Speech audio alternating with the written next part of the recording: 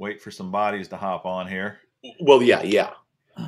With the 2012 Rookie of the Year for the Bassmaster Elites. Brandon, Yeah, that was a while ago. 2012, man. Like that's like 10 seasons ago at this point. So, Mr. Bass, Brandon and I have a very weird way of how we were introduced. We met at the Classic in 2013, I think. Yeah, my first Classic. Yep, Media Day, and my goal was to ask the oddest questions. Do you remember that?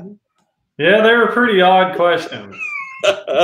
Now it's just you and I, so we don't worry about it. But I asked him if there were any elite groupies, and Brandon gave a great answer. That do you still have? This is horrible that I might ask. Do you still have that same manager?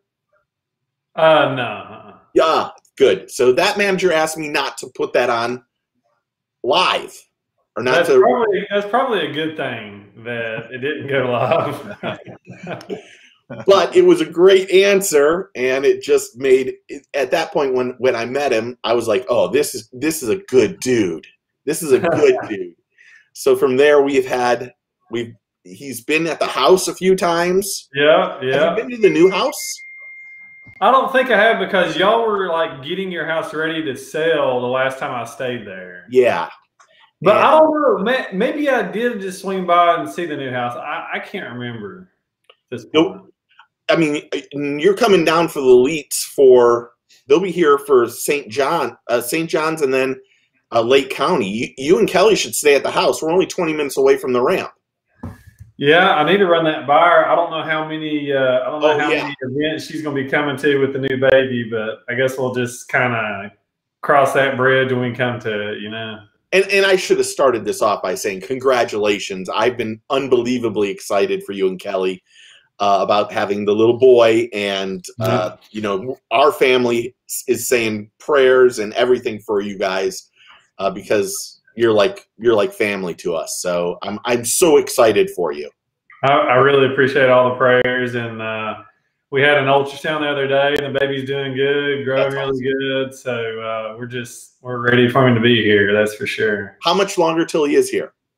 His due date is the 23rd of September. Oh, so you're winding it down, man. Yeah, it's coming around the bend quick. So that was pretty strategic on your part to make sure the baby comes in the off season. Yeah. I mean that was perfect timing, definitely. And really this year we got out earlier than we normally do. Normally we get out about the 1st of September. Of course, last year with COVID, we had all those reschedules, and the season didn't end until November last year. But yeah, this year I guess they were planning ahead in case if they had to reschedule any, and our season ended. Well, I guess it was like the middle or the third week in July, which is the earliest that it's ever ended. Yeah, that's crazy. So yeah, I mean, it definitely worked out for me for sure, because I've been putting together cribs and bassinets and painting the nursery and everything else. So. Yeah. Are you fishing any of the opens or not? Well, no, but there was one on Norman that I was going to fish on Lake Norman, but it's literally the weekend of the baby's birth, so I don't think I'm going to be fishing in that one. How did COVID affect your fishing last year? I mean, with everything that happened, and having to be tested, and then the New York twist, was it really like? Well, it was unbelievably long to start off with, but did it change how you fished last year? Yeah, I mean, it was the first time that we've ever had like a fall swing. Like we've always ended, like I said earlier, towards the end of August or the 1st of September, and usually that was up north. And so, last year we had 4 southern events in the fall, which was which was cool, but like some of the lakes were just brutally tough. And, you know, it kind of made for a long week, especially like Chickamauga was just really off that week, and everybody struggled to catch them there. But Santee Cooper was a pretty good event. Lake Fork was another really good event in the fall. Gunnersville was decent, but Chickamauga was really, really tough. But I mean, it makes it interesting, you know. I mean, I like when we do stuff different. You know, I feel like, and I'm not even just talking about Bassmaster. All these professional tours have the tendency of going back to the same bodies of water at the same times of year. And, you know, from a fan standpoint, and then as a competitor standpoint, you know, it's kind of the same thing. It's just a year later. And Yeah, so that was what was cool last year, was that we got to fish these bodies of water in the fall, and it's just totally different in the fall. Yeah. Yeah, that's cool. So next season, though, there are a couple of new lakes, right? Or at least one, if I remember right. Yeah, well, they're taking us back to Lake Oahe in South Dakota. Yeah. So we fished there. Steve may know, I think it was the 2016 season. Yeah. So it's been a few years, but yeah, I mean, for the most part, we can call that one a new one. And then what kind of a fishery is that? Huh? What kind of a fishery is that? It's actually a humongous body of water. One of the biggest lakes that we've ever been to. Really? Yeah, it's a natural. Well, no, I was getting ready to say it's a natural lake, but no, that's not true. It actually has a dam, but it fishes like a natural lake. It really reminds me of like just a large version of Lake Champlain. And Champlain's a big lake. Champlain's a huge lake. This one's even bigger than that. But it actually is a reservoir. But just, yeah, lots of smallmouth. I don't even know if there was any largemouth weighed in last time we were there. There's just pretty much just a smallmouth fishery. And it should be a really good event. You know, there should be some big smallmouth caught there for sure. Cool. So we consider that one a kind of a new place. What other next year waterways or interesting fisheries on the tour? Well, let me pull up the schedule here. Yeah, that's what I was just about to do. Yeah, let's see. So the Harris Chain, we haven't fished an elite event on the Harris Chain in years. Actually, since I've been on tour, it was 2011, the year before I started, was the last time that the elites fished the Harris Chain. Wow. So that's been 11 years. So that's cool. We've had some Bassmaster Opens and stuff there, obviously, but not the elites. And then really, you know, like the Mississippi River, you know, we used to go there a lot. We haven't been there in, you know, probably 4 or 5 years. So we're going back to the Mississippi River in Wisconsin. And then there is kind of a mystery event that they haven't announced yet.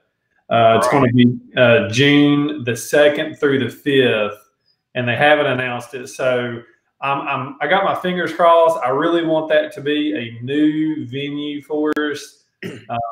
But I guess we'll see which lake they pick on that one. But that would be really cool if they just went to somewhere totally different for that one. That really would. That'd be awesome. I was really impressed with how quickly they got the schedule out this year.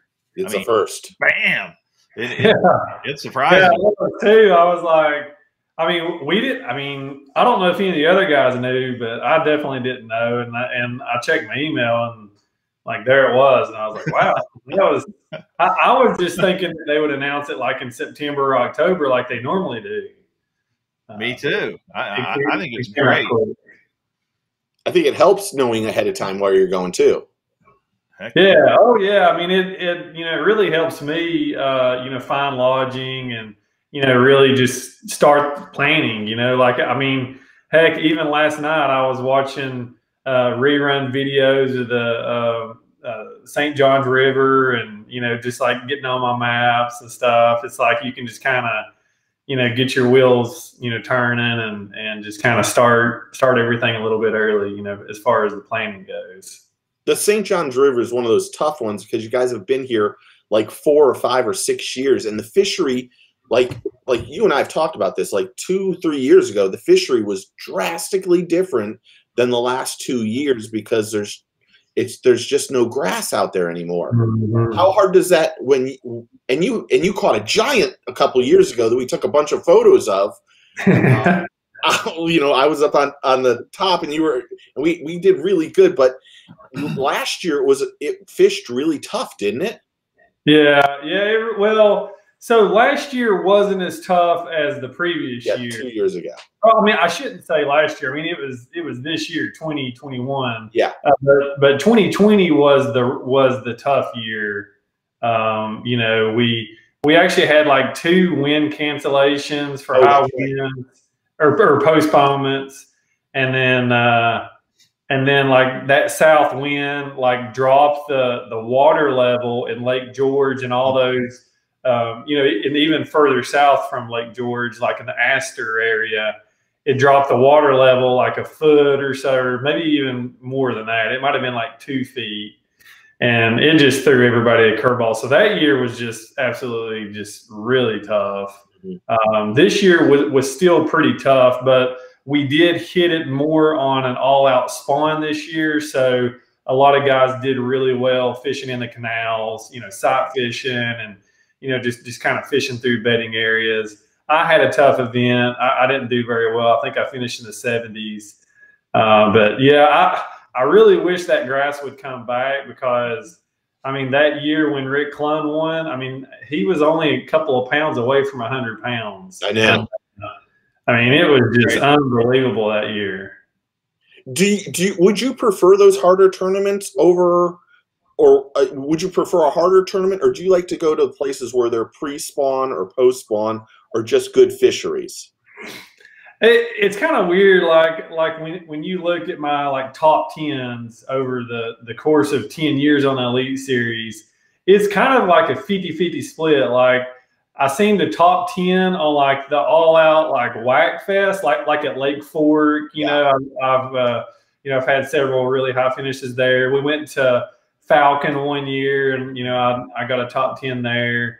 So like half of my good events are like when you have to catch giant bags. But then I've also had, you know, several really good finishes on extremely tough fisheries too. So I don't know. I mean, I don't know which one I'm better at, but as far as just having a fun week of fishing, I would much rather just be catching lots of big bass. I mean, that's kind of a no-brainer. But there is a cool factor to those really tough events because it's like on the tough events, every single bite counts. Like, so you just have to just be like extremely focused on like a whole nother level. You know, that's what's neat about those events. For people that don't know, how did you I know this answer. So how did you get introduced into the outdoors? You know, really just my parents and, you know, my grandpa, you know, took us fishing a lot, but it was really my dad and my mom taking my brother and I got an older brother. He's 2 years older. He loves to bass fish too. You know, he fishes all kinds of tournaments back home in East Tennessee. And, you know, that's really who got us going. But my dad's not a tournament fisherman. I think he's fished 3 tournaments in his whole life. And 2 of them were with me because I begged him to go. So what was good about my dad and, you know, my mom would just, you know, take us and let us go. Like she would, you know, take us to the nearby, you know, stream or river or park or whatever. And she would read a book and my brother and I would just go run up and down the banks catching fish. But when my dad would take us in the boat, you know, he was really good about just putting us on fish. It wasn't just like we targeted bass. We just caught anything and everything that bit. And so he's a really good live bait fisherman. And really, like looking back to my childhood, that's probably what really got the love for fishing started for my brother and I. Is just we were always reeling in a bluegill or a shell cracker or, you know, catching little bass. And so that's something that I want to have to relearn, you know, now that I got my little boy coming. Because now it's just like I just go for bass all the time. and for a little kid, like they don't want to grind out, you know, a couple of bites, you know. You got to catch them nonstop. Yeah, so I'm gonna have to like really pick my dad's brain and you know, get dialed into those bluegills for sure. I always enjoy seeing your mom at the tournaments and saying hello. And I know your parents are the biggest supporters as is, but she is always just cheering her behind off for you. It's always the best thing to see. She's like making sure, you know, Steve, you got to wait a second. Don't say something right now. Give him a second to do everything. And then I come rushing in. Yeah. She's a great supporter, and you know my wife is too. They both get to come to a lot of my events, and it just makes it really special when you have the support, you know, of a loving family. That's for sure. Yeah, I agree. That's for sure. Hey, Brandon, this is kind of interesting. This guy here was saying that he didn't realize you were such a versatile fisherman until he started watching you on Bassmaster Live. What are your opinions about the old Bassmaster Live coverage, and how has that changed things since the, you know, there's been a drastic change in the coverage that you guys get in your tournaments. What's your opinion of that? I mean, I'm just kind of jealous that we didn't have Bassmaster Live when I was a little boy, because my brother and I, we would actually record the Bassmaster TV shows that came on TNN, you know, back with Ray Scott and Bob Cobb. Heck yeah. And, you know, we thought those are like the coolest shows in the world. and really, I mean, they really are. Don't get me wrong. They're awesome shows. But it was hard to really learn exactly what the guys were doing. It was mostly like a highlight reel of the top guys, you know, catching fish, and you know, super cool show to watch. But you know, from a learning standpoint, Bassmaster Live has just taken it to a whole nother level, because there's just hours upon hours of coverage. It's live. You get to see exactly, you know, what all these guys in the top 10 are doing. And so, you know, that, I mean, just from a learning standpoint, you know, like you can learn so much, and you know, it really just kind of opens your eyes to like what these guys are really doing. You know, like for instance, you know, like I was watching, actually I think I was watching this past Bass Pro Tour event, and you know, like if you were just watching a highlight reel of Jacob Wheeler, you wouldn't realize how much he was looking at his electronics. But I mean, like watching it live on the live coverage, like his neck is literally the whole time. You know what I mean? Yeah. And like, I mean, he's watching that screen the whole entire day, and you know, just stuff like that you pick up on and can learn a lot. The same with that flogger, man. He was in that flogger so much. I mean it's insane. Do you have one of those?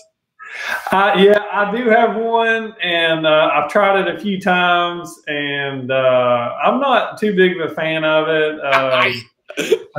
I don't know. I just call me a pansy, but I kind of have a bad neck, and you know, just hunched over like that. I mean, I'm 6'3", hunched over, looking into that thing. It was pretty uncomfortable, and of course, I've not done it when it was an all-out, you know, sight fishing event. I'm sure if you're looking at giant smallmouth down there, you know, you can kind of fight through the pain, obviously, and you know, get your adrenaline going a little bit. So, yeah, no doubt.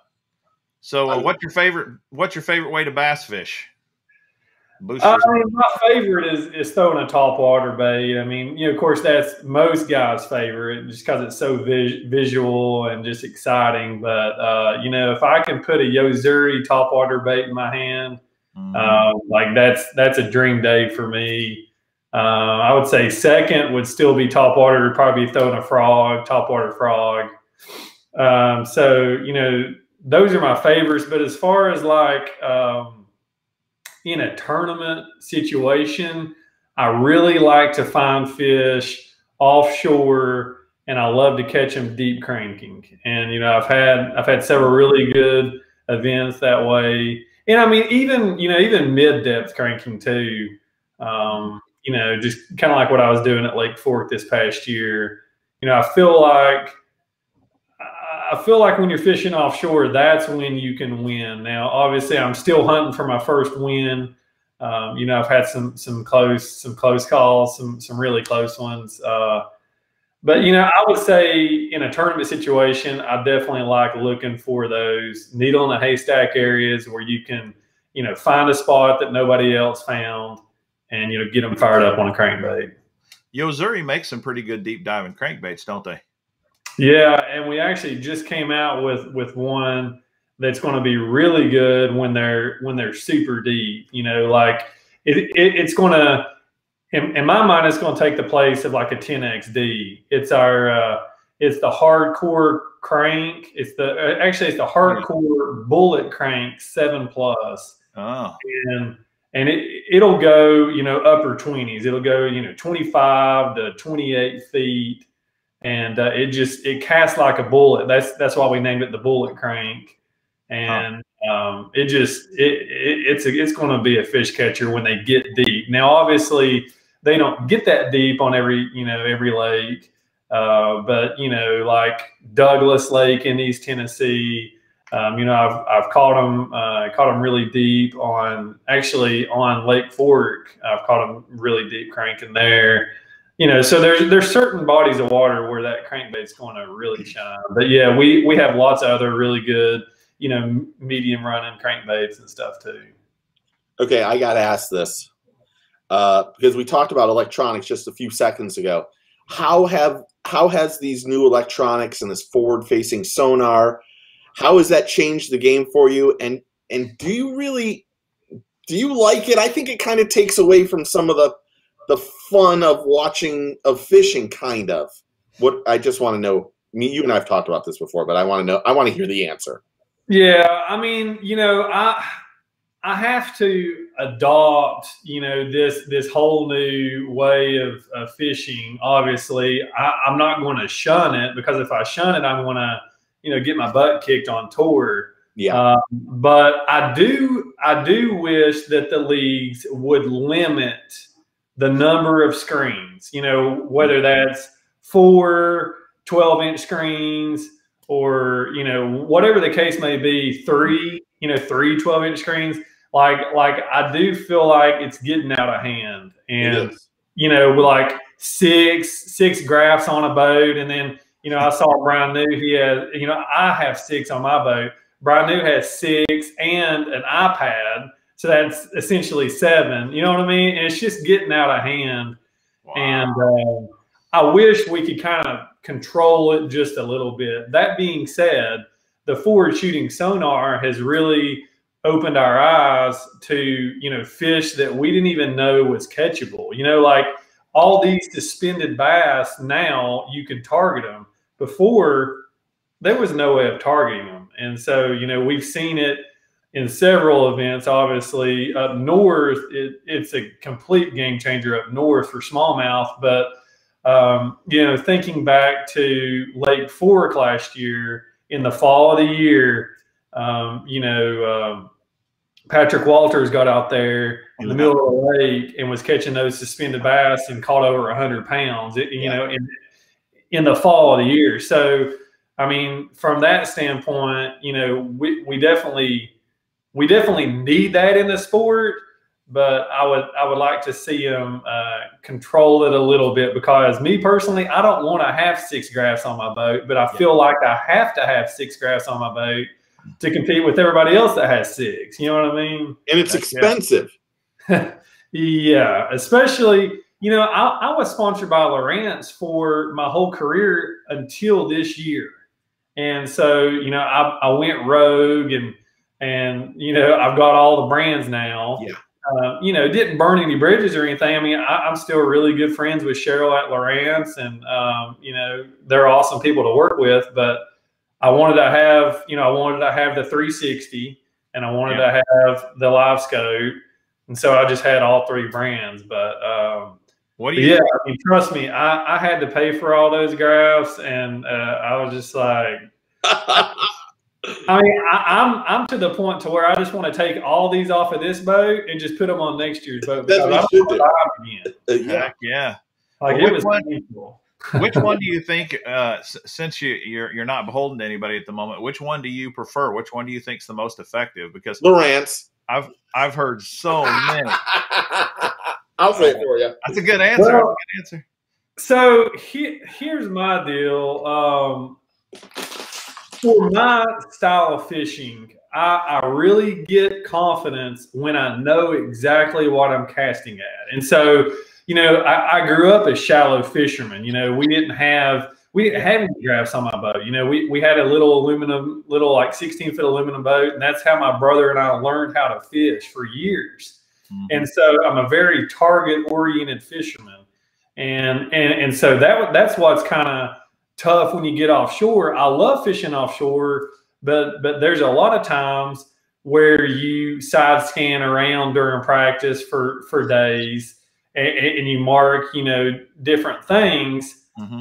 but you don't know everything that's down there. Like, I mean, if you did mark everything that was down there, you would have waypoints all over your screen, and it would just be too much. Exactly. And so, what I found myself really like keying in on this year was the Humminbird 360, because I could go back to my offshore areas and I could see everything that was there. Like I could see, okay, well, there's brush over here that I didn't even know was there. I marked the rock that's right here in the front of my boat. Mm-hmm. Oh, look, there's a stump over here to the left that I didn't even know about either. Mm-hmm. And so now it's like, it's just precision, you know, like every cast, there's a reason for every cast. Whereas previously you kind of had to fan cast those offshore areas until you caught one, and then you repeated that cast. Mm-hmm. And so I feel like I'm a lot more efficient now fishing offshore, you know. And then as far as smallmouth goes, obviously like the live scope, the Garmin live scope, and then the Lowrance active target, you know, that's what you need up north when fishing for smallmouth. But I was kind of disappointed this year at Champlain. I caught all smallmouth at Champlain, but the fish that I was fishing for was almost too shallow to live scope. Like I was fishing pretty shallow, so I was like, dang, I didn't even get to use it there. And then I went to St. Lawrence River, and I was catching them on the live scope out there on Lake Ontario in practice, which was really fun, but I wasn't catching any big ones. And so I couldn't justify the run, you know, running all the way, however long it took those guys to get there, you know, hour and a half, 2 hours, because I didn't find the really, really big ones out there.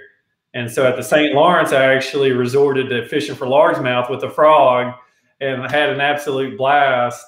And, you know, so I didn't even use live scope there either. But next year, I'm definitely going to use it at Lake Oahe. Like I know for a fact it's going to be the deal there for sure, because we're going to be going there in August. They're going to be probably as deep as they'll go the whole year. They're going to be grouped up, and it'll be the deal there for sure.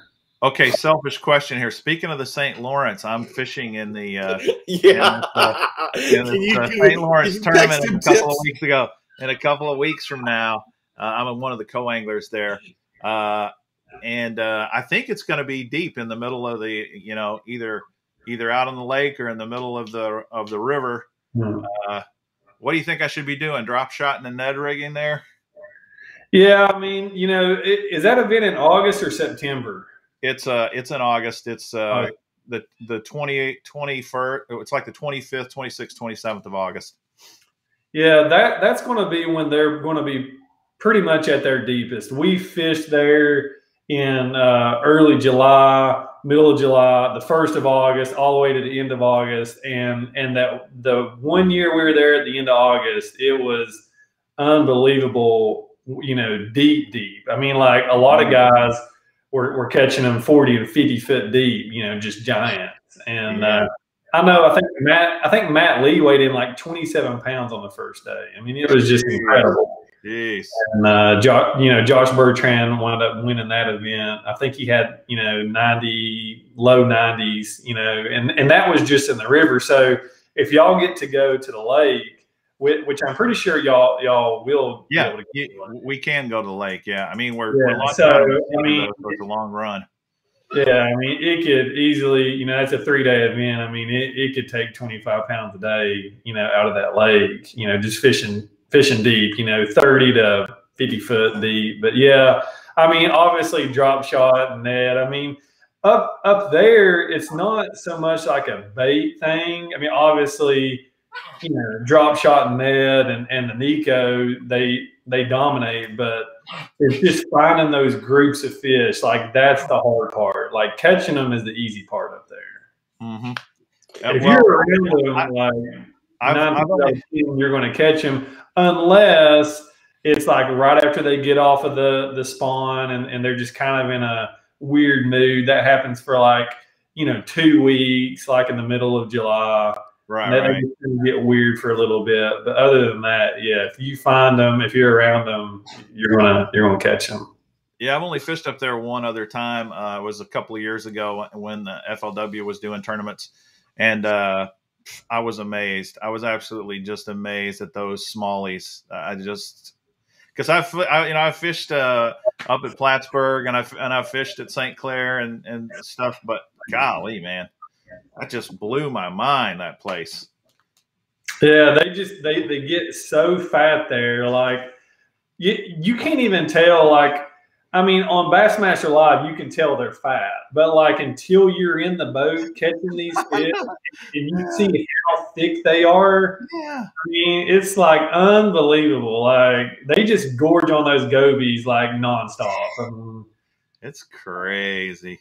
I mean, you can catch an 18-inch smallmouth that weighs 4 pounds, over 4 pounds, 4 1/4. You know what I mean? And like down in Tennessee, when you catch an 18-incher, there's sometimes they don't even weigh 3 pounds. I mean, so it's it's amazing. It's like me here in Kansas City. We down at Table Rock, we got smallies, but they're nothing. They are nothing compared to those smallmouth up there. Yeah, if we could just somehow. Of course, this would be illegal, but if we could take some gobies down south, and if they could survive, imagine what those fish would do on Table Rock, and then some of those East Tennessee lakes that I grew up on. Incredible. You're right. It would be incredible. We're not letting you go, but I want to give some sponsor love for you. Everyone, make sure you go to Brandon Card's website. You can go to BrandonCardFishing.com. B-Card Fishing, isn't it that on Instagram and all those? You can check out there. Facebook, Twitter. And check out his sponsors, Suzuki, Yozuri. You've been with Yozuri since you and I met each other. Rock Outdoors. Did I tell you I did some of their advertising for magazine. And they're really good people. Yeah, Blackfish, Hardcore, Gary Yamamoto, Abu Garcia, and Power Pole and more. So go to his website. I just wanted to give some of your sponsors love. You know how that. Yeah, I wanted to do that as well, Steve. There's a couple of your sponsors I really wanted to ask you about.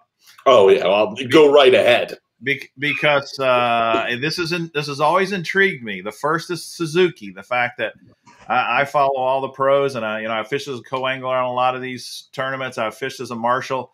And I do not see many Suzuki outboards anywhere. And I can remember the first time I saw you. I mean, I did the double take. I was like, what the heck is on his boat? Look at that thing. And you've been with them your whole career, right? 10 years going on now or close there?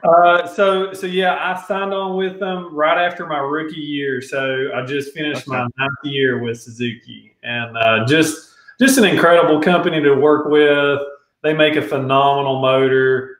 In my opinion, it's the best one on the market. I mean, I've been on tour now for 9 years running it, and never had any major issues at all. Mm-hmm. We don't have a service crew out there, so I mean that right there in itself just speaks volumes. And good gas mileage. Oh yeah, great gas mileage. Just super quiet. Obviously, it's a 4-stroke, so all you have to do is just change the oil every 100 hours, and really, that's it. I mean, that's pretty much your maintenance. You just change the oil every 100 hours and just drive it like you stole it. So, but yeah, it's kind of a cool story, kind of a long story, but I'll try to make it quick. How I met Suzuki. I went down to the Fort Lauderdale Boat Show and right after the 2012 season. So I had just won Rookie of the Year and went down there actually for another sponsor, and had a little bit of time to kill. They were like, "Yeah, go get you some lunch, walk around." And so I was just kind of walking around, and I was just thinking about Suzuki and how my dad used to have a Suzuki, like that boat, that little boat that we grew up in, my brother and I, that we learned how to fish in, had a 20 horsepower Suzuki. And so, like, I was just thinking, like, man, nobody runs a Suzuki on tour. Like, why is that? Like, they make incredible motors. And so, I just found their booth at the Fort Lauderdale Boat Show, and it just so happened that all the higher ups for Suzuki, they were there in the booth. And so it was just like a complete, like, honestly, it was like a God thing, really. I just walked in there and I just started asking around, like, "Hey, is there anybody here I could talk to?" And so I was able to talk to Gus, which he's pretty much the main man there. And we just hit it off, like, right then and there. Like, our personalities just hit it off, and we literally struck up a deal right there in the Fort Lauderdale Boat Show. It's pretty neat. Cool. That's cool. Awesome. All right. The other thing that I'm really curious about is you changed boats. Weren't you a Bass Cat guy before? Yes, I sure was. Because I'm a Bass Cat. I got a Bass Cat. But the Vexus has stirred up a lot of people, and I noticed you switched to Vexus. So what's the deal with that? Yeah, so just wrapped up my second year with Vexus. And, really the main reason why I switched was for a lot of my career, well, really for a lot of my life, I've struggled with neck pain, and here recently some lower back pain as well. And so I was just thinking, like man, I watched a lot of the videos that Vexus turned out, when they came out with that boat. Suzuki actually had a booth right next to Vexus when they did the unveiling at the Bassmaster Classic several years ago. So I was like kind of intrigued. I was right there, right next to him in the Suzuki booth. And so then I started watching all their videos, and they kept talking about how smooth this ride was. And I was just like, man, and they were talking about the airwave seats and all this stuff. Yeah. And like, that's something that my dad and I have talked about for years. We always say, like, why is there not airwave seats in bass boats? Like, it's a no-brainer. Like, they're in pretty much every walleye boat on the market. Why are they not in bass boats? And so that's what my dad and I have talked about literally since I was a kid. And so then when I saw Vexus had the airwave seats, I was like, man, I got to at least go test drive this thing. And so I called them up. I asked them if I could come out to Flippin and, take a test drive. And they were like, sure, come on out. And so I went out there. I did the test drive with the VX20 and the VX21 and just fell in love with the ride. It was just so smooth. And, really, it was the perfect day to test drive a Vexus. We went out in the Bull Shoals, and the wind was just blowing like straight out of the north, right down the pipe there. And I was like, because I didn't want to drive all the way over there and it'd be calm. Yeah, right. That would be a complete waste of like 4 days of driving. So, but yeah, it was like super windy that day. It was white capping out there on the middle of Bull Shoals. And I actually opened it up like wide open, just like over the white, these white caps, and like that airwave seat and just the smooth ride. Like, it was just like there was no pain. Like, I didn't have any pain in my back, no pain in my neck. And I was like, I'm sold. Like, count me in.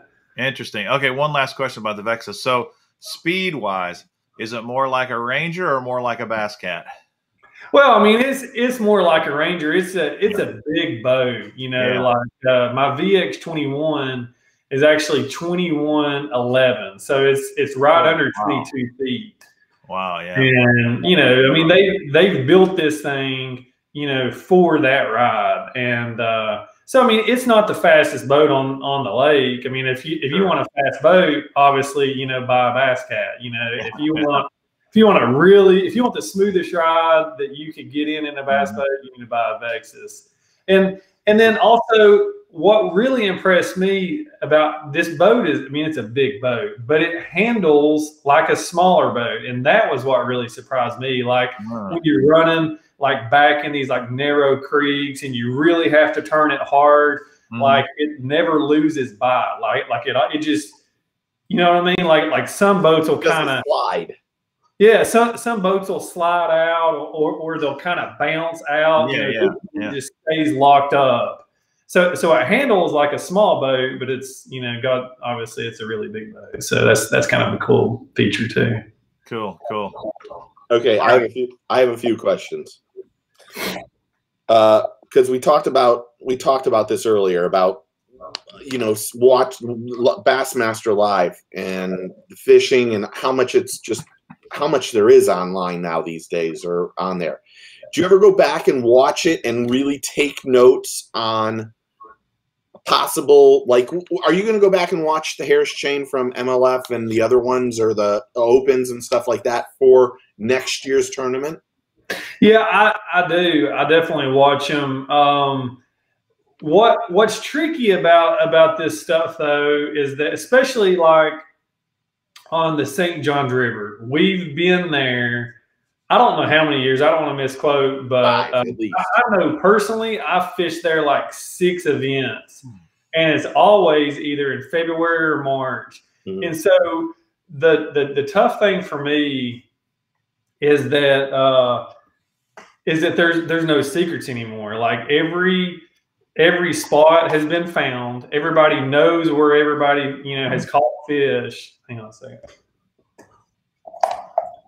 And so that's kind of a tricky thing whenever you go back to to the same body of water, because you see so much on Bassmaster Live. And, you know, me personally, I want to fish somewhere where nobody else has fished. You know, like I want to find that hidden gem, you know, and that's kind of like the bummer side of it from an angler. I'm not trying to whine or anything like that. I think it's incredible for the sport, for the fans, absolutely incredible. I wouldn't change it. But from an angler, where we have to go back to these same bodies of water year after year, it gets tricky because everybody has fished everywhere. And so it's kind of like there's no secrets anymore. So that's kind of a weird situation, but we just have to do it. It also keeps the anglers a little more honest at the dock when they're talking about what product they used for the day. Yeah. Yeah, that is true. That is so true. When you have a good first couple days and you're in that top 10 and you start getting, you know, the barge of people following you, how does that affect your fishing? Do you start calling people out? Yeah, I'm going down here. Don't block down there. Do you do that kind of stuff? Well, I've never had like the flotilla that, you know, KVD, you know, had back in his heyday, where he had 50 boats on him. I would say the most I've ever had on me was like 15 to 20 boats. Still a lot. Yeah, but I mean, that's manageable though. I mean, you can talk to everybody and tell them where you're going, you know, where you plan on fishing. Even if you leave a spot, you can say, guys, I'm gonna run over there. I'm gonna come back here in an hour. You know what I mean? Mm-hmm. And so from that standpoint, it really hasn't been an issue for me at all. But like, you know, I saw those videos of Kevin on Kentucky Lake, and he had like over 100 boats on him that one year. I mean, how do you manage 100 boats on the water like that? That's crazy. That's dangerous. It can get a little crazy. You know, there's been like there's a lot of, now with YouTube and the Guggen Squad kids that, you know, everybody watching the Guggen stuff, there's a lot of young anglers in this trying to get into the sport. What would you say to somebody who's, you know, just getting out of high school and wants to become a pro angler? What would you say to them? What would you tell them to do? Well, you know, I host a college and high school event every year. Yep, Lake Norris. It's really neat getting to hang out with these student anglers, because they are way more far along than I ever was when I was in high school and college. I actually fished in college for the University of Kentucky back when college fishing just started. And to see where it is now, it's so competitive now. It's like on a whole nother level. Like these guys are dialed in. And you know, what I always tell them when they ask me, like, hey, you know, what's going to help me, you know, turn pro faster, and, you know, how do I get sponsors? They always ask, how do I get sponsors? And I'm like, guys, don't worry about sponsors. Like, you need to be fishing as much as you possibly can. And, you know, just try to fish with as many different people as you can, you know, and that's something I didn't really have the luxury of, is just, you know, going and fishing with this, you know, guy over here that fishes this bass club, and, you know, and then getting to fish with somebody else. Like, it was really just like my brother and I. You know, my brother is 2 years older. He bought a bass boat when he was 16. He worked at a grocery store, bought a bass boat. And so we were team partners. And so, you know, we didn't get to fish with really that many people. So we had to learn all these techniques on our own. And so, you know, looking back to you know, my youth and when I was in high school and stuff, I now wish I would have fished with more people, because what happens when you fish with a lot of different people, you pick up on, you know, what they're good at. And so, you know, if you get to fish with somebody that's really good at flipping, and you don't know anything about flipping, I mean, you just cut that learning curve in half. And I mean, you know, same thing about cranking, you know, like all these different techniques, if you try to learn them on your own, which you can, obviously, you know, my brother and I did, it takes you a long time to learn them by yourself. So, you know, if you can just, you know, befriend, you know, a lot of older guys that are knowledgeable, that are willing to, you know, take you as a student angler, you know, that would be huge. And then obviously we've harped on it a lot, the live coverage, you know, just being a student of the game. And then I would also encourage them to sign up as a Bassmaster Marshal. That's something that I think is the best learning experience out there. And I mean, it's not much money at all. It's like, I mean, I don't even know. It might be like $100, $150 for the week, or, you know, for basically, you know, you're going to marshal either 2 to 4 days, and you get to be in the boat, you know, with the professional angler all day. And like, that's huge, you know, getting to see the game time decisions, exactly what they do, how they do it. So that's what I tell student anglers when they ask me that. And then once you qualify for the Bassmaster Elite Series, then you can start beating the bushes and get you some sponsors, you know, because these guys, I feel like, are just, they're too consumed with getting sponsors. Like, they just need to go fishing. You know what I mean? Yeah. I agree with that. Yeah. You talked about just briefly there about, you know, learning how to fish, and that brings up a question that I'm always curious about. You get out there and you find a spot and they're on fire. They're eating, chewing. At what point in time do you stop and go, I need to save some of these fish for another day? When does that go through your head? Well, I would only save them if I had a tournament, you know. That's what I mean.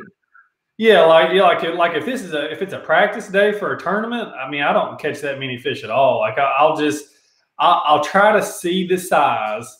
You know, obviously, if I catch a big one on the, you know, first couple of casts or whatever, then there's obviously big ones in that area.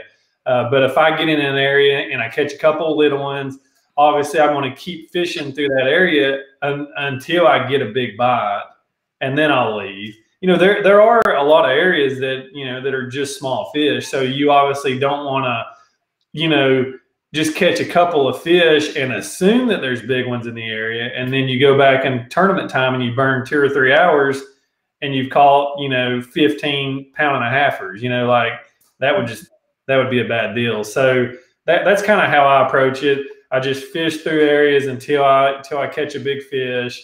Then I might take a hook off, and just throw a bait in there without a hook and just, take a couple more bites.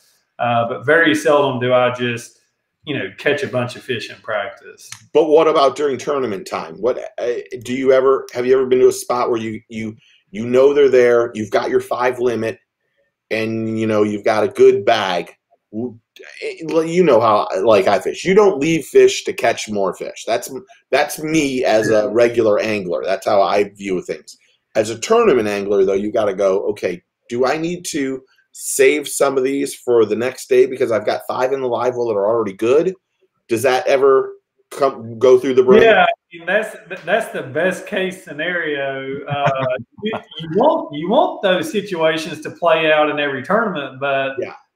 But obviously it doesn't. But like thinking back to this year at Lake Fork, like on the first and second day, like I was just catching them really, really good. And so in that tournament, Lake Fork, you can't keep, it's a slot lake. You can't put them in a live well. So we were weighing them in on the boat and we were turning them loose. And so I knew exactly how much weight I had. And I knew what my smallest fish was. And so like on these, I was fishing offshore, and these spots that I was, throwing that crankbait on, I was throwing a jerkbait on and stuff too. These fish were from like 4 to like 6 pounds. And like, they were like, there were some phenomenal spots. Like I just had so much fun. But once I got up to where my small fish was like a 5-pounder, like I felt like, especially early on in the tournament. Now, if this is day 3 or 4, obviously day 4, you try to catch them all. Mm-hmm. But early on in the event, you don't want to burn every single fish up. So, like I was getting to where my small fish was like right under 5 pounds. And I'm like, well, what if I catch, 5 other 4-pounders that don't even help, mm-hmm. in hopes of catching a 6-pounder? But then, I'm not going to be able to catch them tomorrow. So in that situation, I left. I went to other areas. And, on day 1, I was actually able to coal up, twice in a completely different area, that's the perfect situation. Yeah. But yeah, you don't want to burn them up. But I mean, like those are the tournaments where you're just having, just a phenomenal event. When you're conserving fish and you're leaving a spot that's just firing like crazy, something good's going on. Good, yeah. One thing I wanted to ask you, Brandon, is this year in the elites, everybody eliminated one tournament, right? Mm-hmm. What do you think of that? I know that I assume it was basically because of COVID was the reasoning there, and I assume it's not going to be like a permanent thing. But what do you think about that? Do you think it hurts strategically? Kind of overall, like in the AOI race and that kind of thing. Yeah, I mean, I think it was a good thing to do this year. I don't know if we'll have to do it again next year or not. I mean, obviously, COVID's still around. Mm-hmm. But like for instance, David Fritz got COVID right before the season started, actually, and he wasn't able to fish the first event. So, like right then and there, we were like, well, this is the reason why we made this rule. You know what I mean?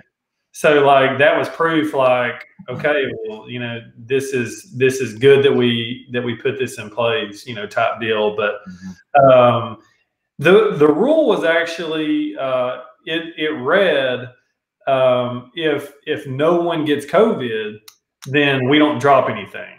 Oh. But since obviously David Fritz got COVID before the season ever started, then we all knew that we were going to drop an event. Mm-hmm.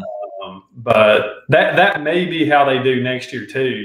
If there is a case, then we'll do it. But if not, then we won't. But yeah, I mean, that right there, I mean, it's a good thing because I mean, if you miss an event, I mean, and there's not a drop. If you miss an event for COVID and there's not a drop, I mean, that could just ruin your whole year as far as, you know, Sure. making Bassmaster Classic and Absolutely. even re-qualifying for the elites. But it's a weird situation that we're in. I mean, obviously everybody, you know, talks about how crazy the world is now, but I mean, it's no joke. I mean, I've had COVID. Actually, I just got over it. My wife and I both had it, and so, you know, I mean, I can speak firsthand. I mean, it's brutal. Like I didn't feel better until probably, I would say day 9, day 10. I was starting to like, you know, feel like I'm, you know, halfway normal again. But I mean, I'm still tired, and I mean, it's been close to 3 weeks at this point. So it's no joke. Oh, I know. So I just hope we can get past this and get back to normal because it's not good. We need to. You talked briefly about that format on Fork, and that's kind of like the format that MLF does. I mean, I'll be honest. The 5 fish coming across the stage is what I like to see, but I understand the conservation part of it too. Do you like which one do you prefer? Do you like the 5 fish that you're doing now, or is it kind of interesting to do that catch, weigh, release every now and then? Well, at Lake Fork, we do the catch, weigh, release, but it's still your best 5. Yeah. Oh, yes. So, you know, on the Major League Fishing, it's every fish counts. Yeah. Right. So I do like, from a conservation standpoint, I do like turning them loose, but I do feel like we need to bring some, you know, to show off. I mean, like that's what inspires a lot of kids to get into fishing. That's what, you know, a lot of people, I mean, I say kids, I mean, that's what people like to see. They want to see big fish on the lake that they have dreamed about fishing, or they've lived on this lake their whole life. Like they want to see them firsthand. So, you know, I would like to see something that would kind of be like maybe, well, kind of what we do at Lake Fork. We can keep one bass over 24 inches, which that's just a giant fish, you know, and bring that one and show it off. But I would like maybe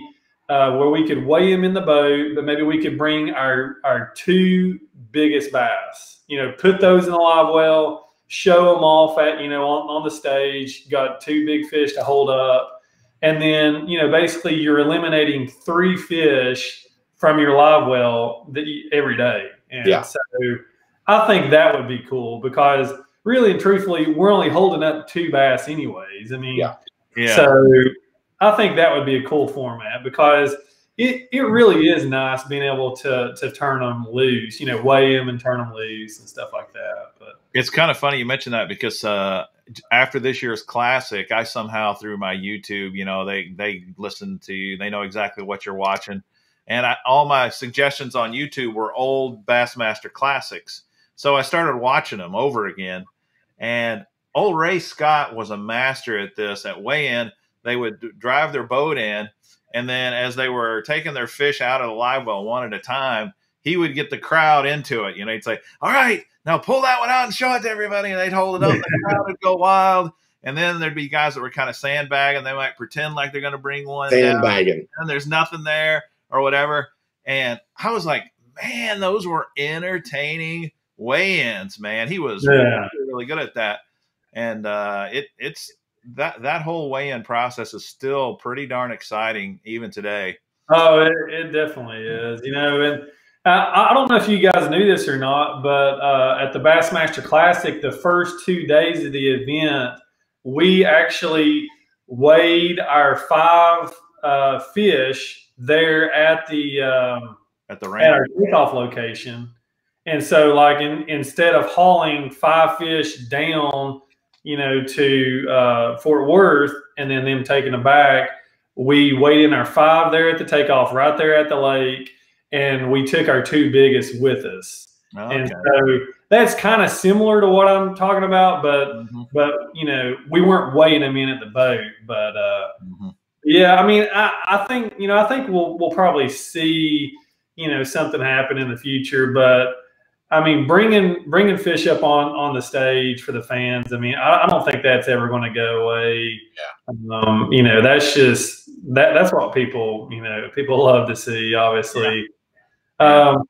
You know, maybe what we could do too is, you know, Bass Track is awesome. You know, getting to keep up with what the guys are catching and all that stuff, but. You know, maybe they could like shut it off or something at like, you know, 1 p.m. And then there's like still like those 2 hours at the end of the day where, hey, you know, we don't really know who's in the lead, you know, and they might could kind of bring back some of the excitement of like, you know, who's going to win the event, because a lot of times, you know, you know, you look at Bass Track and you're like, oh, well, this guy won, you know. So, yeah, he blew. You want to bring that drama and suspense back. Yeah, bring that back to, you know, let Dave Mercer do what he does best, and you know, really, you know, hype up the crowd, and you know, and you just get to see it right then and there who won, instead of, you know, just kind of already knowing. Which I mean, there's a lot of tournaments where it's really close and it's exciting. I mean, there's probably more of those where it's close than not, obviously. Just thinking back to this year, you know, I know, well, the last 2 events of the year were really exciting. When Taku Itu won, you know, we didn't know for sure who was going to win. It was really close. Yeah. And then, you know, Brian Schmidt winning Champlain, it was super close on that one too. You know, just by a few ounces or maybe a pound or whatever. So, you know, most of the time it is, you know, between 2 or 3 different guys, and you know, it makes for an exciting way.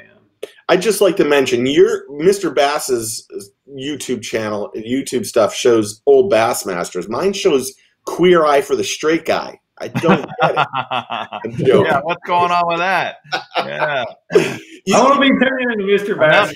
Enough said. I'm going to be texting you screenshots tomorrow. I can see Kelly going, what is Steve texting you this? I would never know. You want to know what the only problem with Bass Track, and we've mentioned this many times, is there's a lot of people that sandbag on that thing. Yeah. And they should be called out a little bit more. I know you actually weigh your fish so that you give an honest you know, an honest weight. But there's a lot of guys, I mean, I was in a car ride home with one, and then he was talking to somebody else, and they were both sandbagging on the phone with each other as we were driving back from the Classic. Yeah. And I was like, you know, he hung up, and I go, you know, you had more than 19 pounds.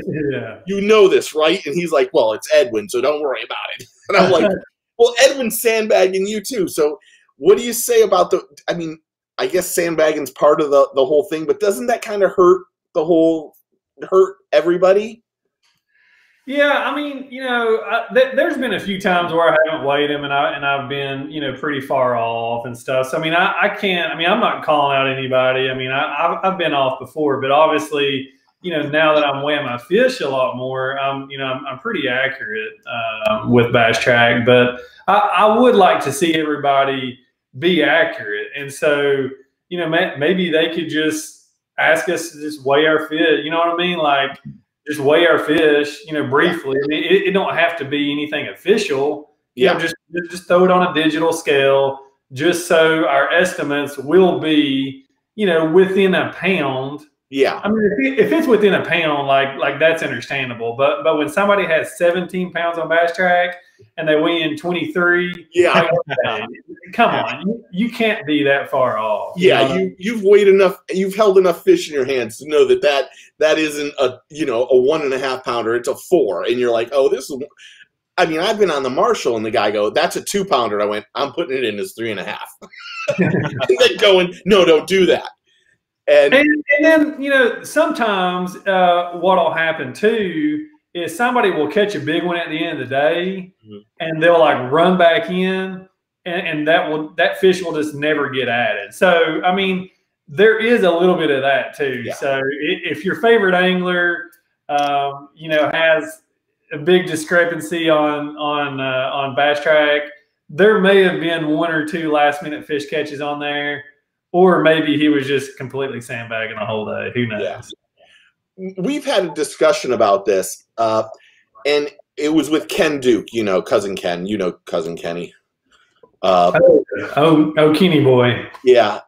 We talked about how cool it would be to take like the top 10 bass anglers, the top 10 Major League Fishing anglers, and then the top, maybe the top from Major League Fishing, the Big Five, the elites, and even throw in the NPFL, putting a group of them, and having you all fish against each other to see just point blank who's the best, but what's the best group. Yeah, I'm sure Ken Duke mentioned this.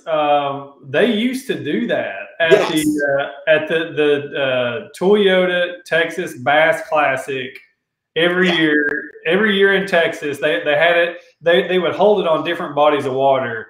But yeah, that's what they did. They would take like the top. I want to say they would take the top 20 or so from Bass and the top 20 or so from FLW, and just. It was just this one big event, and I got to fish in one of those, and it was a lot of fun.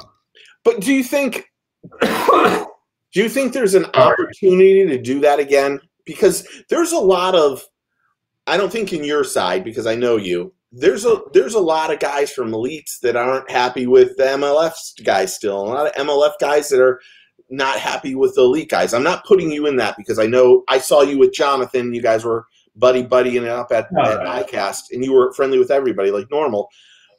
But there's a lot of like button heads still going on 3 years after this has been. So do you ever think that there's a possibility of that ever happening?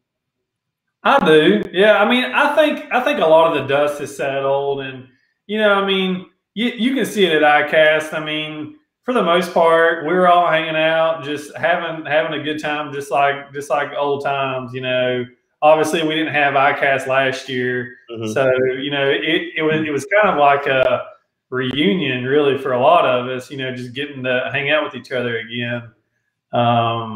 But yeah, I mean, I got lots of good buddies, you know, on all these tours. And I would love to see that happen. I think that would make for some great TV. The fans would love it. The fans would absolutely love it. So I would be all for it. I think it would be tricky from a scheduling standpoint. You know, maybe they might have to do it in the fall, you know, when the seasons have ended or whatever. But that would be cool. That'd be really cool. Make it some high dollar, almost like a poker game, a high dollar buy-in kind of something a little bit different. I still think there's so much. I mean, there's a lot of, as anglers, you guys all kind of get along and you guys have the same respect for each other all the time. On the media side, there's so big a difference between all of them right now. And it's hard to actually cover a lot of it because there's almost too much for us to cover almost at this point in time, which is crazy to think about. But I think having all the stuff online these days makes, I don't think we've ever had a bigger influence on the industry than right now, because bass fishing is just everywhere. And that's what we want, and want more new anglers to continue to come fish. Hopefully. I mean, and they are. I mean, you know, we can see it with college and high school fishing. Rock Outdoors is selling more bass boats than they've ever even dreamed of. I mean, that's most dealers in the country. I mean, they can't keep boats. I mean, it's insane. So that right there tells you, I mean, the sport's growing. There's so many new anglers, going to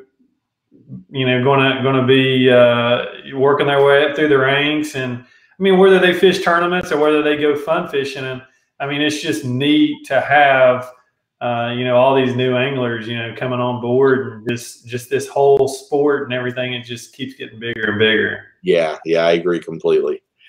Anything from you? I have another question. If you don't have anything, Mr. Bass. Well, I know there's been some on the yeah, there has been a few online. I thought I might hit you up with. One question was, what's your favorite old school go-to bait that was Mark Tomlinson asked that. Yeah. Old school bait. You only fish with cutting edge stuff. I would say, like, as far as like old, where it's not even on the market anymore, I would say something like a long A, like in East Tennessee, we wake a long A. We just reel it really slow on the surface, and it just wakes back and forth. And that's like the earliest top water fishing you can do. It's like the cold water top water, if you will. And so like early in the year, we're all niching for that top water bite. And that's the one bait you can catch fish in pretty cold water on top. And obviously they don't make it anymore. I mean, I guess they remade it, but it's not like the old one. Like the old one is what you need. Like you got to go on eBay and you got to search it out, find those really, really old ones. Those are the ones that are good. So that's probably like the one that I throw. I don't throw that many old school baits, but that one is that's a cool bait. Fine burn. So the baits that you do throw, Brandon, are you a guy that likes to modify and tinker your lures, or you just take them straight out of the package and fish with them? I mean, I'll tinker. I'll tinker some. I really want to start designing more baits, and I've helped Yozuri design several of the new baits that we have now on the market, but I don't have like a signature bait yet. So that's something I'm really interested in. I majored in landscape architecture in college. And so I kind of have like a design, type mind, if you will, or way of thinking. And so I would like to incorporate that into fishing and really, come out with some cool baits. I got some great ideas. I just need to, try to get with Yozuri and get them going for sure. Okay. One other question I'll throw at you while Steve's looking there. I'm reading. There are some professional anglers who are becoming professional YouTubers.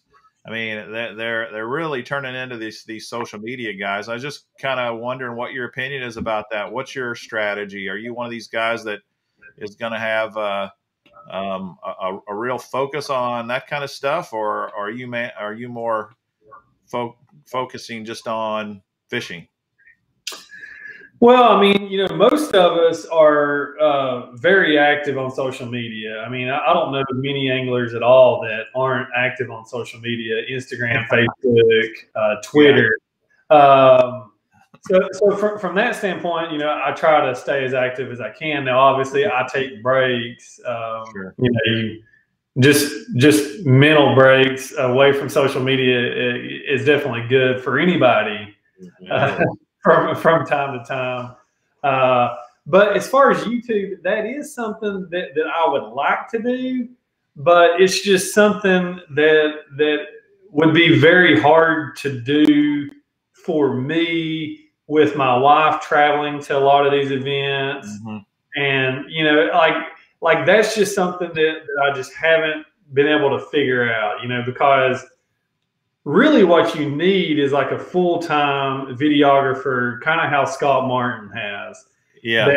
That will, travel with you, come on tour with you. Obviously, Scott has, I think he has two now. He's got a son working for him and another guy. And so like, it's just kind of like this whole posse comes with him. Right. like they make it work, and it's a great show, and Yeah. you get to see all the cool behind the scenes thing, and so. You know, I like that. I mean, obviously I watched some of the videos, and I think it's really cool. Just logistically, my wife and I haven't figured out how all that could work with me and her. I mean, there's a lot of times where she'll even fly in and you know, halfway through the event, and you know, so. I mean, kudos to those guys that pull it off, because it's quite the undertaking to be able to do all that financially and just logistically, and then able to keep your focus on, you know, trying to win this tournament, you know. So it's just a lot of moving parts for sure. I asked Brandon 2 years ago, can I spend the whole week with you, document everything for the Classic? And we talked about it. And then he's like, I think if you're here, you know, the Classic is my biggest tournament, and I don't want to get distracted. And I'm like, I understand that completely. Yeah. We talked about it. And the reason for that one really was that, like, I don't want to just do an isolated event. Yeah. And have it be the biggest one of the year, because it's kind of like if it was an every event thing, then you work all the kinks out and everything gets smoother as you go. And you know, obviously, after you've had a videographer with you half of the season, a full season, going into season number 2, everything just gets really smooth and seamless. Yeah, more comfortable. I didn't know how just, hey, let's just at the Bassmaster Classic, let's film everything, let's do all this stuff. It would have been fun though, because it would have been cool to see your, you know, people don't realize how busy you are during the Classic. No, don't get me wrong. I really wanted to do it. I just didn't know how much of a distraction trying to work all the kinks out was going to be. You know what I mean? I was just going to film everything and then edit it all for you. That's all I wanted to do, because people don't realize. I mean, there's media responsibilities that you have during the Classic that are astronomical. You have the lunches, all that stuff happens. That dinner, that Wednesday night, not a champion. Yeah, there's all that stuff. Meeting. Yes, and I was like, let's film the. You know, I'm still offering it. Let's film the practice, because we both know I can ask and say I need to be on Brandon's boat for the whole weekend, and they're going to go, okay, here's what we're going to do. You're not going to get a marshal. It's going to be me. I'll just marshal for you. That's not a big deal. I just thought, oh, it would be really cool to do, especially because you and I get along so well that you can say, Steve, turn off. Well, yeah, kind of turn off the camera for a second, and okay, no problem. Yeah. But I just thought it would be. I'm still open to it. If you want to do it, I'm willing to do it. So yeah. Let's keep that on the table. Yeah. Okay. Now I know this personally because you've been to my church. We've been to church together. Talk about your faith and how it has such a big influence in fishing for you. Yeah, I appreciate you bringing that up. I wanted to talk about my faith tonight. I just, I feel like that professional bass fishing is my platform to be able to share with others about Jesus Christ. And I love to post Sunday scriptures and do all that, and then sometimes on stage I'll talk about the Lord, and I could obviously do more, but I definitely feel like it has opened a lot of doors for me to talk about my faith, to be able to encourage people when they're down, to be able to just really communicate the love of Jesus to people. And so that's my priority. I mean, like that's what really counts in this world. Winning tournaments and doing all that, yeah, that's great, but like that's secondary to my faith, and just being able to like we're doing right here. I mean, we're talking about it, and there may be someone on here that we can influence, impact someone's life, and that's really what it's all about. So, I mean, if anybody ever has any questions about about the Lord, about how to become a Christian or anything like that, just reach out to me, send me a message on social media. I would love to talk to you about it. I really would. Yeah, it was fun when we went to you were at the house. I don't know what you were at the house for though. Were you here for ICAST? I think it was ICAST. Yeah, maybe. And yeah, we went. It was hot. It was in the summer. Yeah, it was. Isn't it always? We went. He came to my church, and everyone loved him there. Everyone was so happy to see you. So it was. It was great. So and I know how important it is to you, and it's important to all of us too. So that's always good. Yeah, that's really awesome. I'm really glad you brought that up too. I can remember a tournament I fished a couple of years ago with Stephen Browning. I was a co-angler, and Stephen, before he launches every morning, he gets with his co-angler and says, "Hey, would it be all right if we say a prayer together?" And that's what he did with me. He said, "Would it be okay to pray?" And I was really, really impressed with that. And I think we should do more of that. I think that's great. Yeah. Oh yeah. That's pretty neat. Steve is a friend of mine, just a good guy. Just a humble Christian guy. Yeah, I mean, like that's neat. Just being able to pray with somebody. Yeah. That's special. It really is. Who are you doing? Are you on the road right now when you go to the tournaments? Do you have like a partner that you're staying with, or are you just doing it by yourself now? The last several years, I've really been staying with my Suzuki brothers, actually, Chad Pipkins, Clifford Perch. And then there's sometimes even Greg DePalma goes in with us, and Garrett Paquette. Like if we find like a really big house, then there'll be the five of us. But usually, it's hard to find a place that big. So usually it'll be either me, Chad, and Clifford, or me and Clifford, and then Chad stays with Greg and Garrett. So it's those the five of us, and we usually make it work that way. So that's neat. Just being able to travel with those guys, the camaraderie. Come off the water from a long day and just being able to cut up with those guys and have fun. It definitely makes the weeks a lot more enjoyable on the road. And then, obviously, I mentioned my wife comes to a lot of them. Mm-hmm. Chad's wife and his baby girl travel. So, obviously they get to hang out, and they're really good friends too. So, it makes for a lot of fun out there on tour.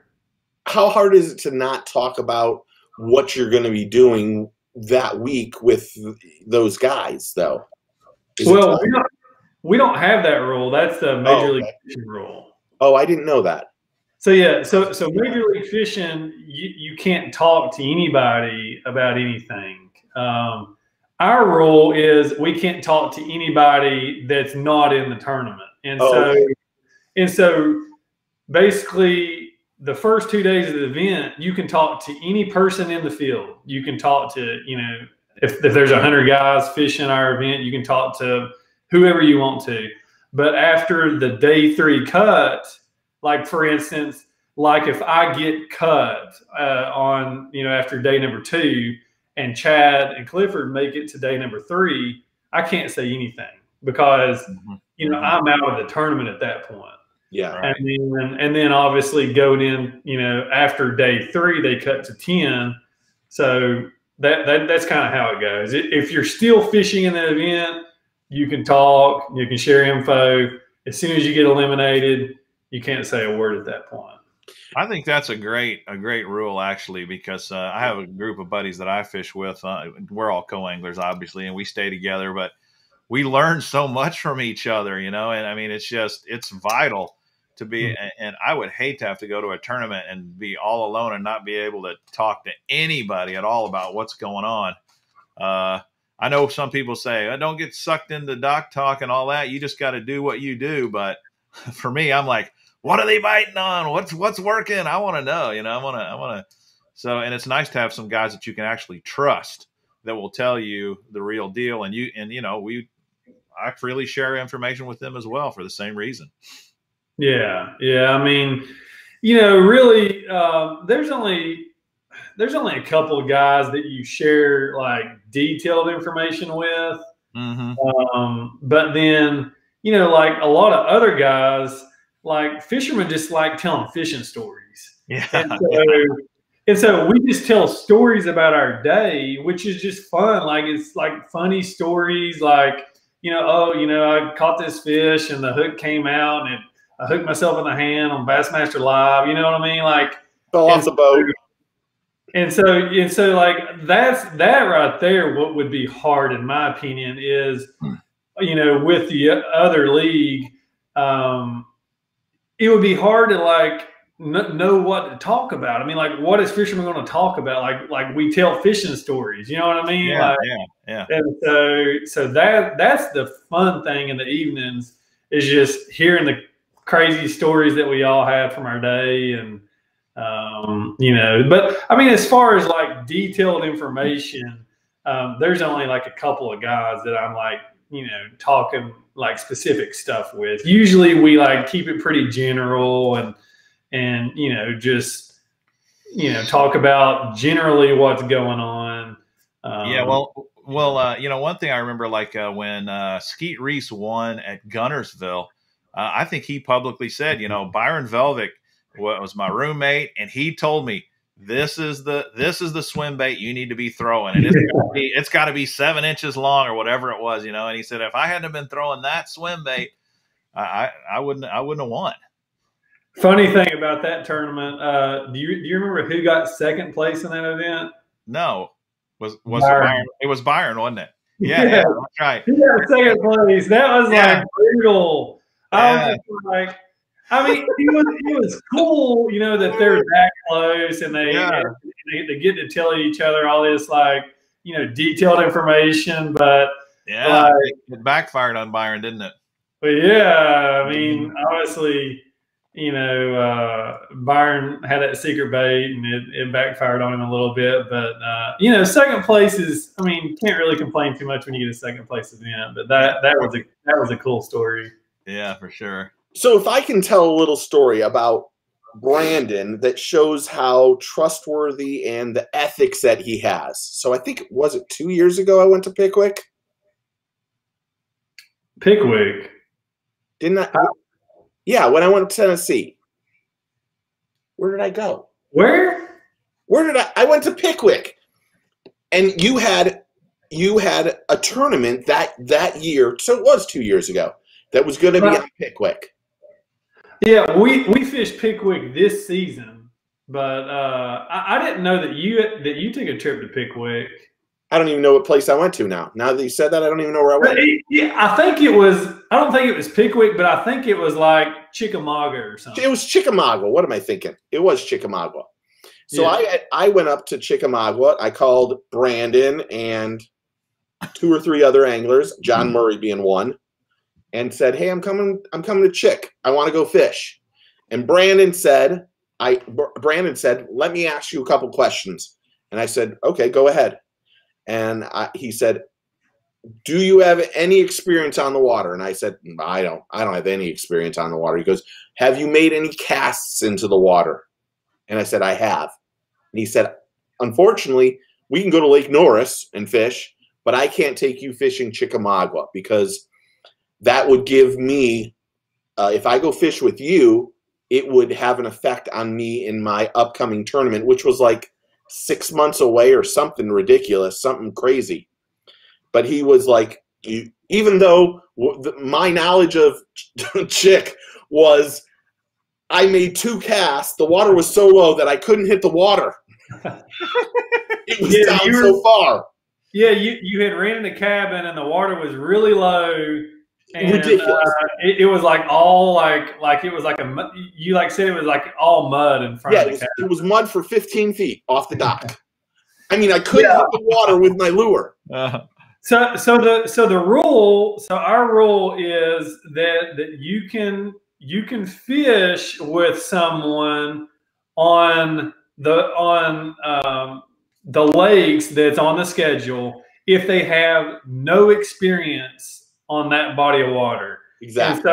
And so basically it would be like my wife could come with me, or like if my dad had never fished Lake Champlain, like he could come and we're talking about like pre-practice trips, like this is like months before the tournament ever starts. Yeah. But if the person has any experience at all of fishing experience on that body of water, you can't fish with them at all. Can't talk to them about anything, no information. So that's how the rule reads. So yeah, and it was like, you know, at first I'm like, you got to be joking me. There's no way I have any experience. But the more I looked into it, I was like, this shows the kind of individual that Brandon is. He's honest. His ethics are right. He's trustworthy. And it was just, while I think I was pissed off at you that day. I might have hung up on you. But afterwards, and really the biggest compliment came because I called Duke afterwards. I'm like, is this really a rule? And he's like, I got to give it up for Brandon. That's really honorable that he would do that, because technically you do.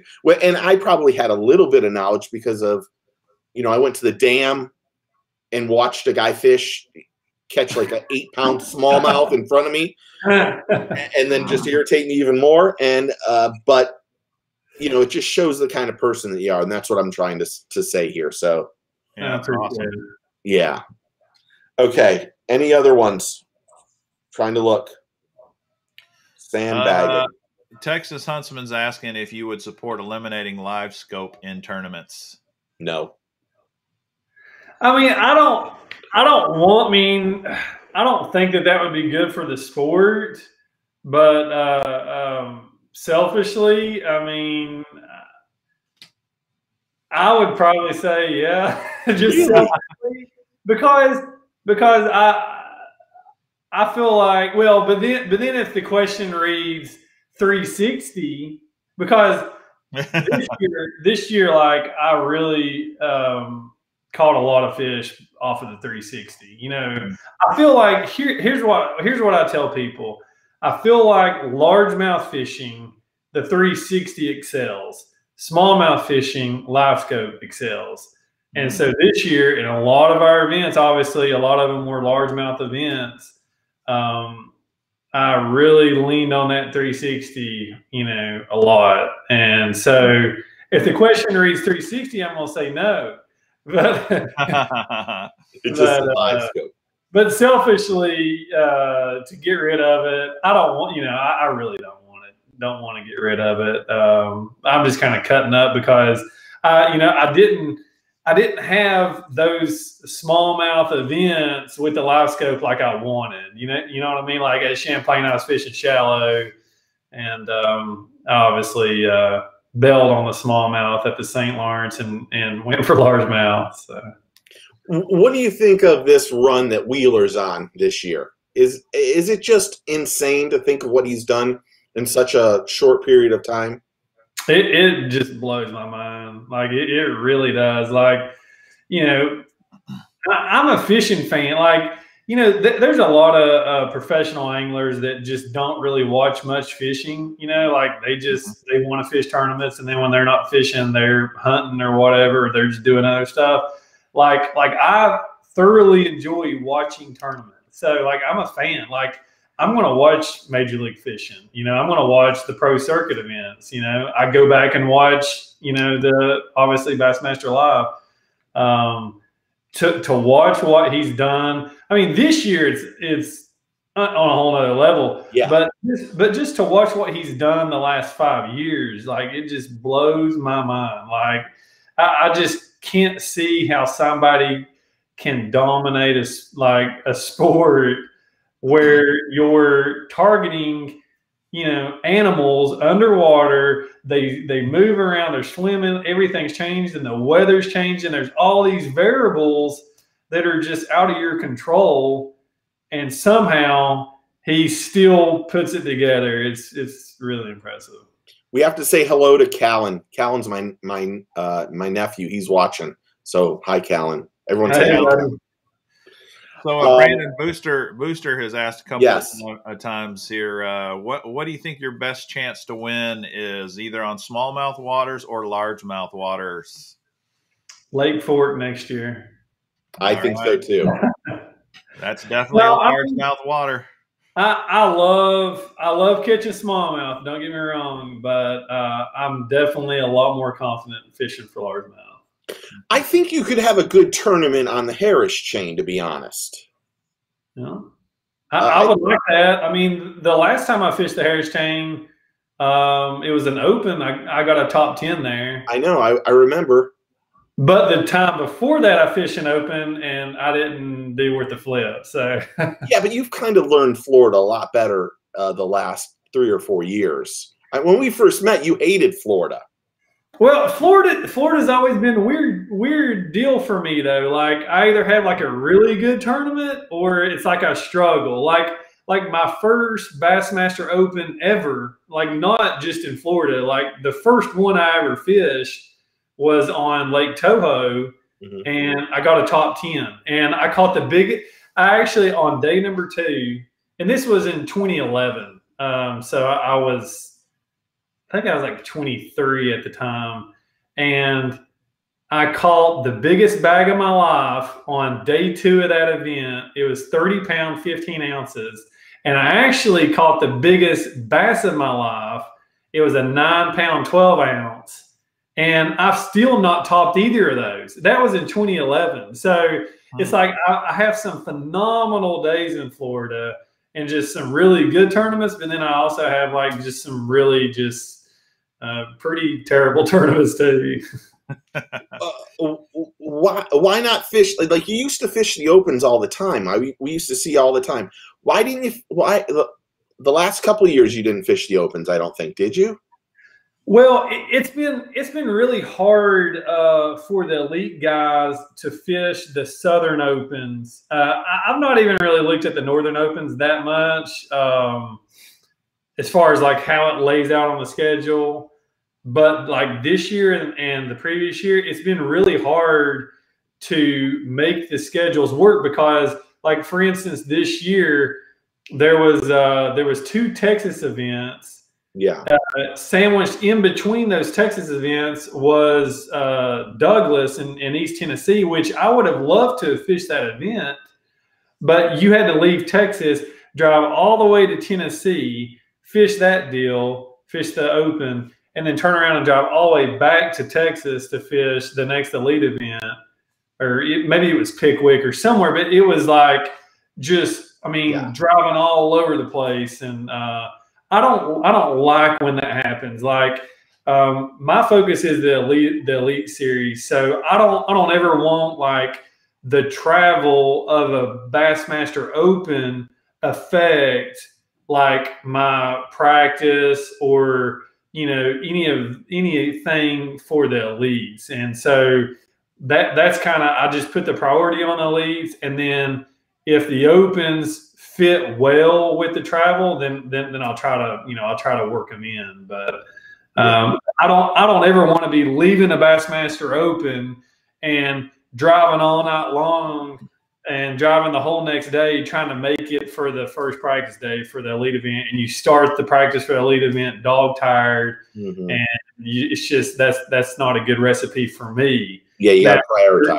Now for John Cox, he thrives on that. Like John Cox wants to be dead tired the whole year, and he's going to catch 20 pounds on 2 hours of sleep. I mean, that's how he operates.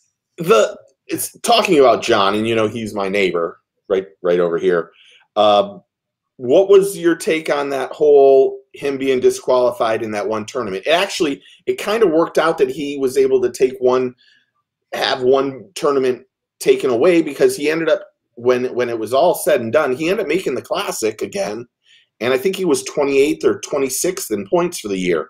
But what was your take on that whole Major League Fishing and him fishing in that one tournament a couple weeks before or a week before, and then you guys being on that tournament? Well, The confusing thing for me is I thought that he knew going into the season that they weren't going to change the rules. I don't know what the discussions were with him and the tournament directors. I have no clue what was said, but just based on the whole entire existence for the Elite Series, they've never changed the rules for anyone. Like for no, I mean, there was a couple of times, you know, I think Kevin Van Dam and Alton Jones got disqualified for a tournament one time because they were their practice partner was driving the big motor, and they were up on the front of the boat, you know, looking for sight fish, and they didn't know that that was against the rules. It wasn't like they were intentionally breaking the rules. Like it was just they didn't know that was a rule, and they disqualified, you know, both of those guys. So, I mean, like Bassmaster has always been an organization that has been very fair with their rules, and they don't make exceptions. And so, like from that standpoint, I think everybody can appreciate that. John Cox obviously appreciates that about him, because what you don't want to have is an organization that's too lenient and they're making exceptions and there's all these gray areas, and so that can just open up a whole can of worms. So I thought going into the season, John knew, but maybe he expressed to you that something different. But I thought he knew going in that he wasn't going to be able to compete in that event. That's what I thought, because you know it's obvious that tournament was during the off limits for the events, and they've never changed the off limits for anybody. So. Yeah, I mean, I think he was disappointed, but I think that he understood that the rules were that way. I think I think he's a fabulous angler. I think I think it's good that he got to take away that tournament and he still made the Classic, because I think he was on that verge of probably on that verge of not making the Classic after that tournament, and then had a good finish those last two. But what he's doing is insane this year. I mean, I don't even know I don't think he's been home all year. He's a phenomenal angler, but he's just a really good dude. You know what I appreciate about John is that he always has a smile on his face. You know, like he's just a happy guy. Like it don't matter if he's got 20 pounds or if he's got 4 pounds. Like he just has a really good attitude. Just super positive guy, and I really get along with people like that. You know. That's what you have. That's the personality that you really have to have out here on tour, because this sport can really beat you up, and if you're not a positive person, you can kind of get in that negative mode, and it can really affect your fishing in a big way. But so it's just from that standpoint, I just really appreciate him. Just always having a smile on his face. But from a fishing standpoint, for him to fish that many tournaments and to have all those where like he had to drive all night long to even just make it to the venue and just show up, and like he fished a bunch of tournaments on zero practice. Zero. Like I can't imagine fishing a pro level event on zero practice. I mean, yeah, he and his buddy Keith Carson was in the tournament at the MPFL here down in the Harris Chain and did really well, and had to finish on whatever it was driving over like 22 hours. So he was going to have like a day and a half of practice for the Classic, because he qualified for the Classic. Literally, when I saw him, he's like, I have no clue even where the boat ramp is at this point in time. I've never been on this water. It's gonna be horrible. And then he was like, I'm really hoping that John does find something or can not help me out, but he's my best buddy. And then of course John has a horrible first day at the Classic, and then Keith ended up out fishing him, which was the better part of it. Yeah. we need to tell everybody, if they haven't watched it, go watch that video that Abu Garcia did of Keith Carson and John Cox. A phenomenal video, them reminiscing about their childhood. Oh yeah. It's honestly probably one of the coolest videos I've seen in a while. And just me watching that video, it brings back so many memories of my brother and I. Like it's unbelievable. It's like I told when I saw Keith at the Classic, I was like, dude, that video is literally my brother and I, like to a T. Like all those crazy stories, fishing out of a little boat, fishing out of little aluminum boats, and doing all the crazy stuff that they did. It was pretty awesome. If you ever get the shot, and John says you can come fish his backyard pond, come down and fish his backyard pond. Oh yeah, I want to. I've seen all the videos of him hand feeding those like 10 and 12 pounders. They're giants. Does anybody fish that pond? It's surrounded by houses. So he owns a house here and one or two houses next to it for his brother, I think, at the time. So, but he just backs up his boat and puts the butt end in the water, and you fish right off. You don't move. You just, and if you can catch a bluegill, it's gold. It's gold. Oh, so you've actually fished that pond? Yeah, twice I've been out there. How big was your biggest one? I lost a couple tens. He doesn't let you fish with big hooks. So you're fishing like little speck hooks that end up, straightening out on you. And they're like barbless hooks and stuff. No, he lets you keep the barb on, but they're like crappie. They're like the tiniest hooks. Yeah. But they sit on the edge and they just watch you, and you're like, what's going on here? And the pond used to have like all these little 12, 14-inch fish. Those 14-inch fish, they're gone because the big bass have eaten all the little bass. Wow. It's unreal. They're absolutely huge. Huge.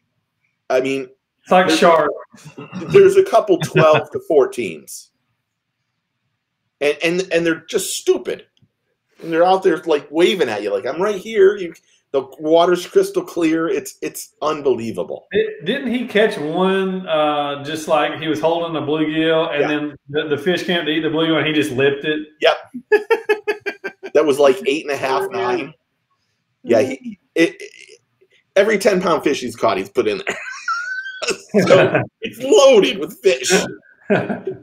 So it's just one of those awesome things. Okay, I know I think we've kept you too long, so why don't we say goodbye to Brandon to make sure everyone go check out his Facebook page and his Instagram and all that stuff. And he's one of the best dudes in the world. And we really do appreciate you being on the show with us tonight. Yeah, I really appreciate you guys having me. It was awesome.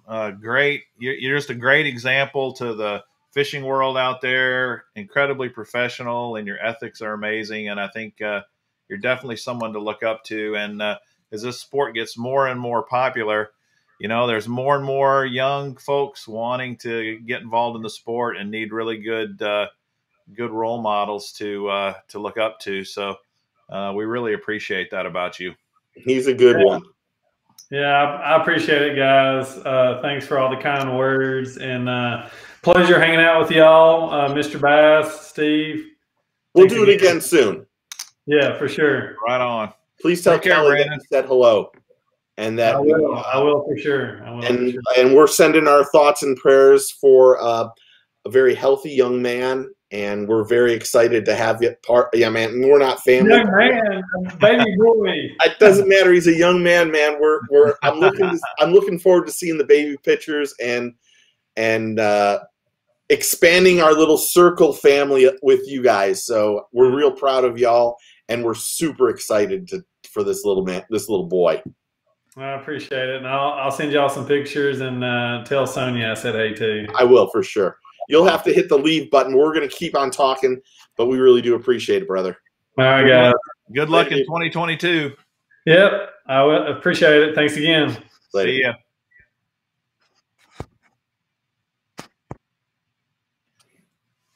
Cool, man. That was fun. That was fun. Great guy. Great guy. Oh yeah, the best in the world. I talked to him a lot, not a lot, but we when we see each other, it's like long lost brothers. I mean, we saw each other at iCovid, and it was like I don't even know how long we sat there and talked, and I ran into him at Yozuri and one or two other places, and he's just one of those guys that's real upfront and honest, and mm-hmm. really can't get any better than that. So I hope everyone enjoyed that. No doubt. That I enjoyed it. I thought it was great. Just a great show.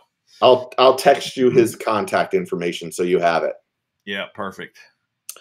So what do you have going on now? Because we didn't even get to talk about this. What do you have? What's the upcoming videos? Oh man, I got a couple of fishing videos I'm putting out. I've got some quite a few unboxing videos that I have. All my boxes have been coming in the last couple of weeks. So get this, man, I really screwed up, and I got to apologize to anybody that may watch this.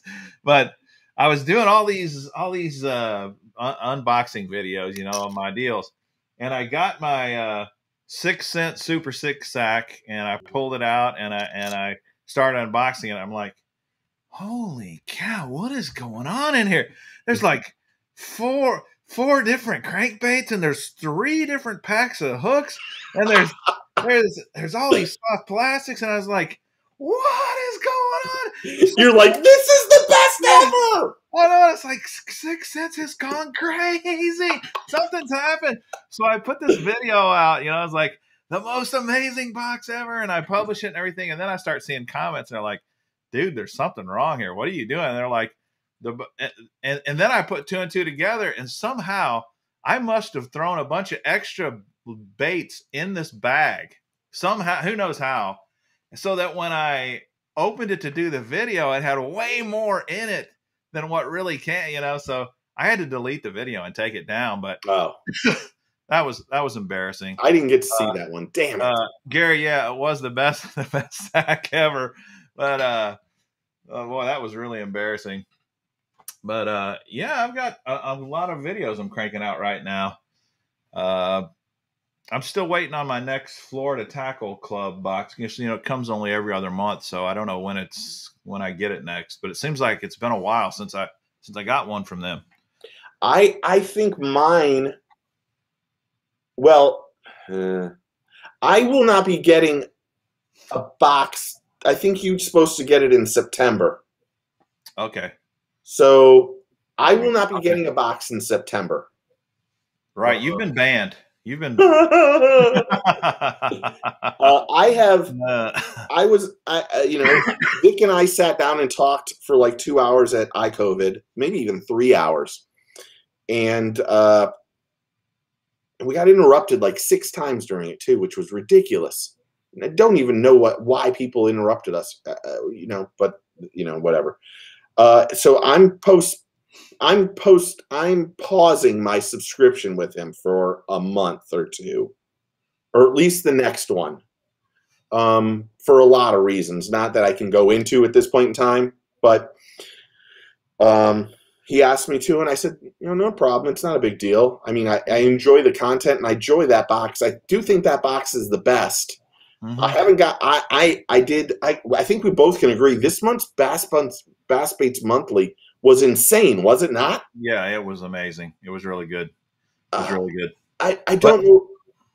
Go ahead.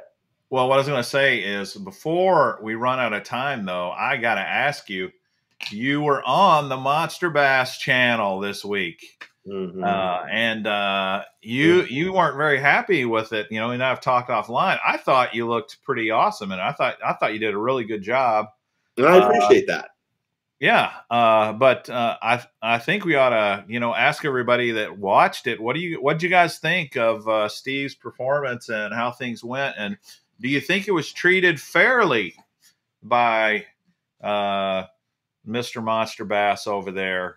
For me, the reason why I felt like it wasn't after I was done with it, I just never felt like I could ask any follow-up questions. And I felt like it was more me asking questions about monster bass than really what we had thought, what we wanted to do. It was supposed to be why am I disappointed with monster bass? How can they make it better for me? And I didn't really feel like that was where we ended up getting at any point in time. And I had a lot of questions that I wanted to ask. I mean, you know, I don't. The truth of the matter is, I haven't been happy with monster bass for literally probably 8 or 9 months. I'm probably going to cancel monster bass. I know that might. I don't. It's not to offend or to do anything, but I'm not sure the people who watch my channel really enjoy me doing that unboxing or unbagging. And like there were little things that happened during the whole thing that I just, here we talked about the bags and how great the bags are and how I appreciate it. And, then he puts out a video about, we're the best because we have this bag. And then to come to find out that in 3 months, they're not going to have the bags. We don't put ours in boxes. I think his exact quote was, we don't put them in boxes because boxes suck. And then in 3 months, we're going to have boxes again.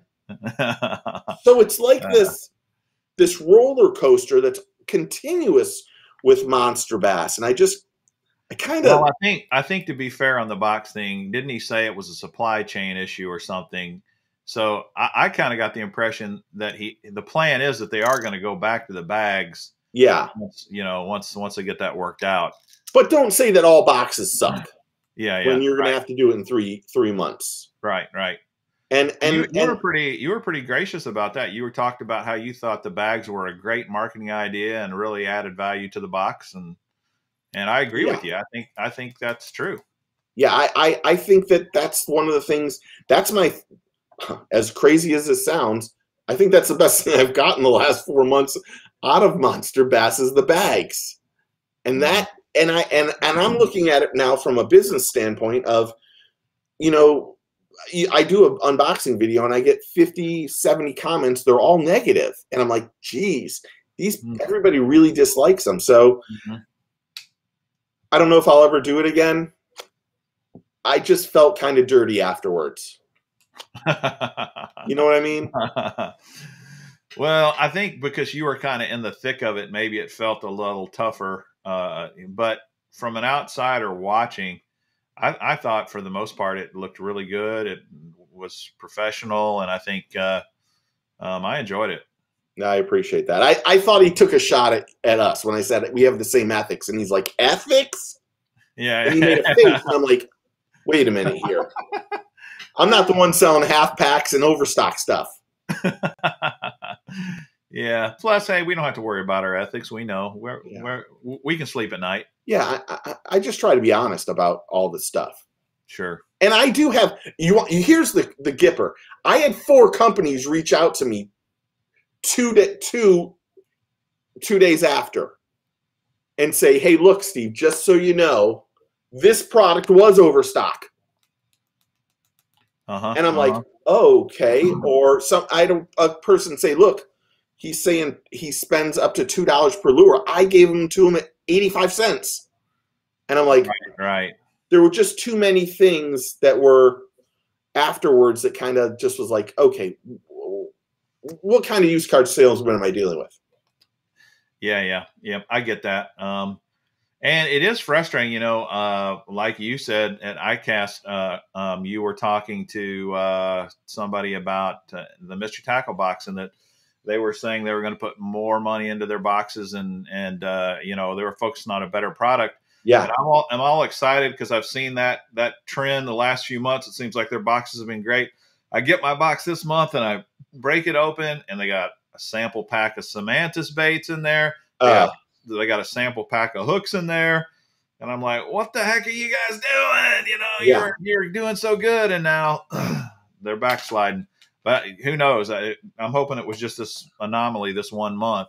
Yeah, he said that it was going to be doing. Like Booster said, You got a 2-pack of Daiichis from Monster Bass? Yeah, I did actually. Here they are. This is what that is 100% a sample pack. Yeah, that is 100% a sample pack. He can say whatever he wants. That's how I get my hooks like that. Now I get them by the 1,000. To be honest, I get like 200 of those. Yeah, but that's exactly how I get my sample packs to give away. So there was just some discrepancies that I wish I could have called out, but it is what it is, you know. Right, for sure. Yeah. So, well, I'm looking forward. When are you doing your unboxing of the Monster Bass? Well, I've already done it. I've got them scheduled. One will be coming out tomorrow, and the next day, and so should be coming out here. Yeah. Okay, then I'll keep an eye out for sure. So, what are you doing? What do you got coming on as far as videos on the channel? I think I just have I'm going to do a closer look. I don't know which one it is. Now that school's back in session, I can go back to the springs and start doing underwater stuff again. So that's good. So I'm not joking. I probably have 50 lures that have been sent to me to do closer looks for. And I just haven't been able to get, I'm not going to go to the springs to do underwater with 9,000 people in the way. Yeah. So now that school's back in session, I'm going to do that. Thomas and I are going to a special swim camp this weekend, which is really fantastic at the University of Florida Gators with the Olympic swimmers. So we're going to be gone Thursday, Friday, Friday, Saturday, and Sunday, and that's going to be pretty special for them. So I'm looking forward to that, but I'm going to schedule some sort of closer look and then be done with it. I've been editing videos for another channel that isn't fishing related for 3 or 4 or 5 days, so I just need to get all of that off my mind and just do work and have fun. Cool. So, okay. Well, we'll have another interview next week.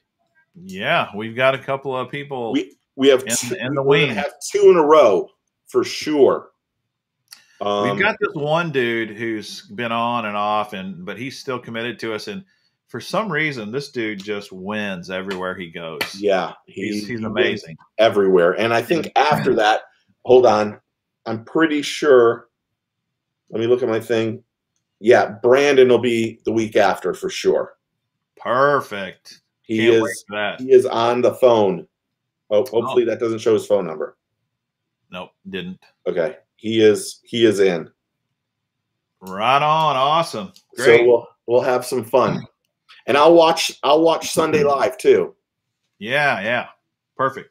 Well, that was awesome. Thank you, Steve, and thanks to Brandon Card. That was really, really fun. I really enjoyed it. And everybody have a great night. And we'll let Steve close us out like he always does. Take a kid fishing. Get your fish on. I didn't do the swoop. Yeah. We will see you guys next week. See ya.